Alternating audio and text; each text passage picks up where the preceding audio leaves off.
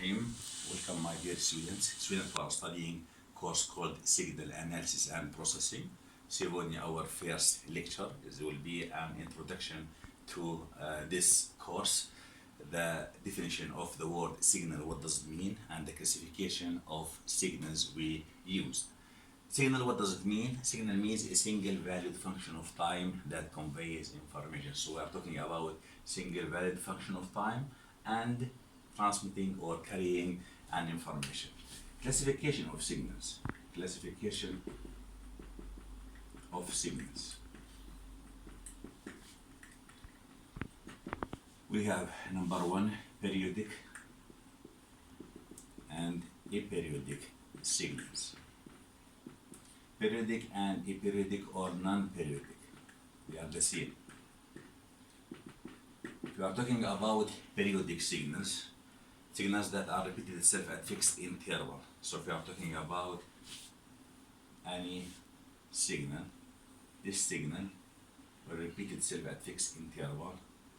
Time duration from this point up to this point is t, which called as a period.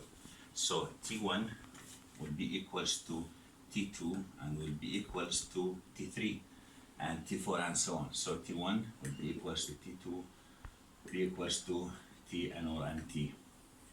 In this case we are talking about periodic signal.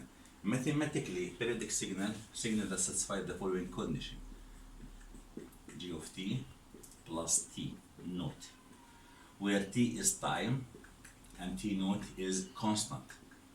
The smallest value of this constant,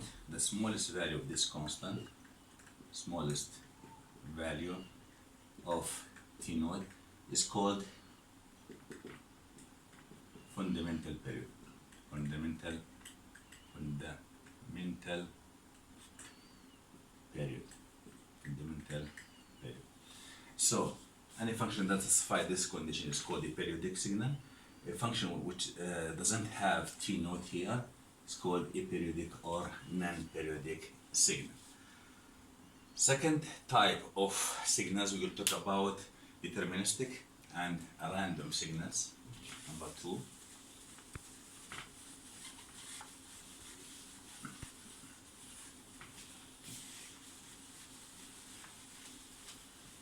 Deterministic and random signals. Two. Deterministic and random signals.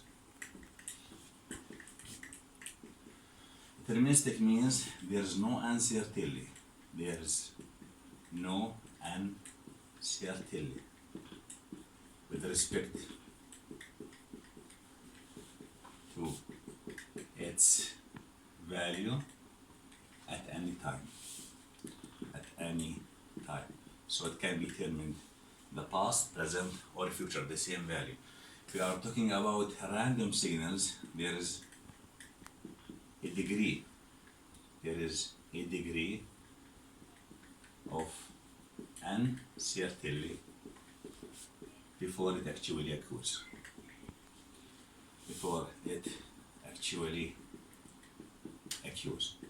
In communication systems, we are dealing with random signals. So we don't know the signal which we will receive because it will be affected by many phenomena, or by noise, by distortion in the during the process of transmission. Next, we will talk about analog signal. Number three, and digital signals. Analog signal or continuous time signal.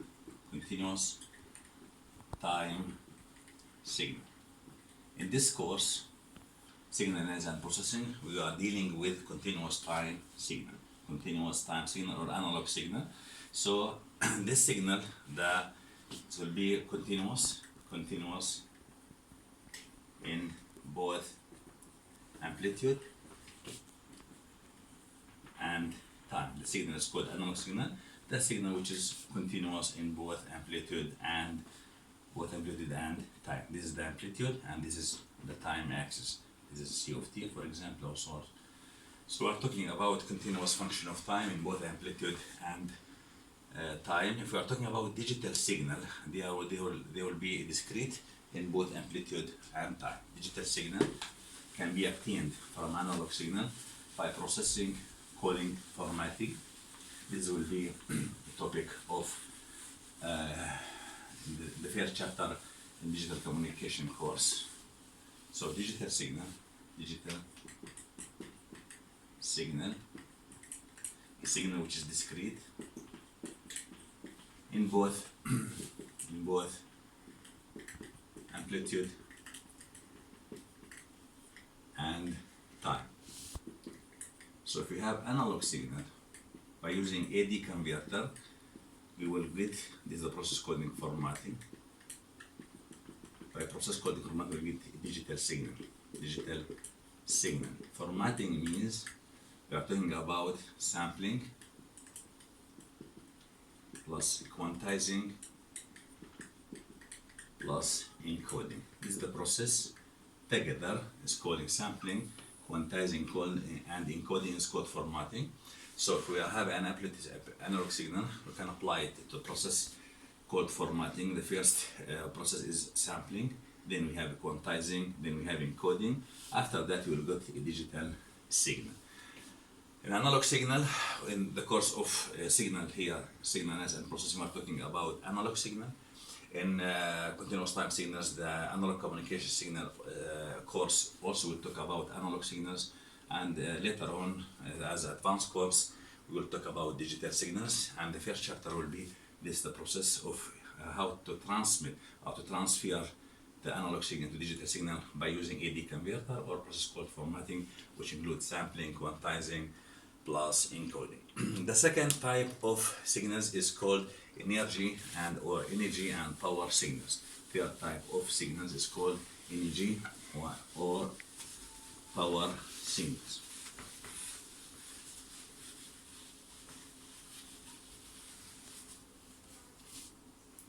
Number 4, energy or power signals.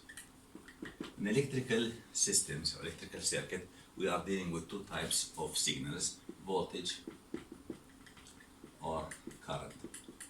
So if we are talking about instantaneous power, value is called instantaneous power. It's called P of T. So it will be equals to V of T square divided by R, the resistance, or be equals to the current square multiplied by the resistance. So in both cases, the instantaneous power is proportional to the square value of the signal, whether the signal is voltage or current. So in general form, if you assume the signal is G of T, and by assuming that R is equal to 1 ohm, assuming R equals to 1 ohm, and taking the general form of the signal and as a G of T, whether the signal is voltage or current, so that the instantaneous power in this case will be proportional to the square value of the signal itself, whether the signal is voltage or current. Next, we have to define a total energy of the signal will be equals limit t is going to infinity, relation from minus t to t, G of T square value dt, and this will be equal to integration from minus infinity to infinity, G of T, this is the signal, time domain square value dt. This is the total energy. If we are talking about the average power, also we're going to define the average power of the signal. Average power